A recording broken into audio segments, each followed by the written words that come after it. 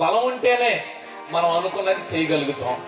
మనం అనుకున్నది ఎక్కడికైతే వెళ్ళాలనుకుంటాం అక్కడికి వెళ్ళగలుగుతాం. రెండోది స్వాధీనపరచుకోగలుగుతాం. మూడోది ఏంటిది? దీర్ఘాయుష్యం. సరే, మనకు ఆయుష్ ఉంది, కానీ ఆయుష్ ఉన్న మనకి శ్రేయస్కరమైన ఆయుష్ ఉందనుకోండి. అర్థం చేసుకోండి, ఆయుష్లు రెండు రకాలు. ఒకటి నిట్టూర్పులతో, భారంతో, బాధతో బ్రతికే జీవితం ఒకటి.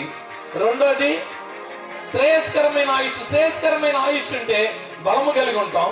రెండోది ఎక్కడికైతే చేయాలనుకుంటాం అది చేయగలుగుతాం. మూడోది మనం స్వాధీనపరచుకోగలుగుతాం.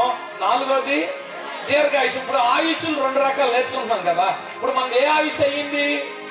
నిట్టూర్పులు అంటే మనం ఏం చేయలే, మనకు భారంగా ఏమన్నా ఉందా అది ఆజ్ఞ? మరి ఎందుకు చేయలేకపోయారు? బలము కలిగి నువ్వు ప్రవేశించు దేశంలో స్వాధీనపరచుకోవాలనుకుంటే, దీర్ఘాయుష్ మంత్రులు అవ్వాలంటే నువ్వేం చేయాలి? నా ఆజ్ఞలను గైకొనాలని దేవుడు చెప్పాడు అక్కడ ఇశ్రాయేలీయులకు.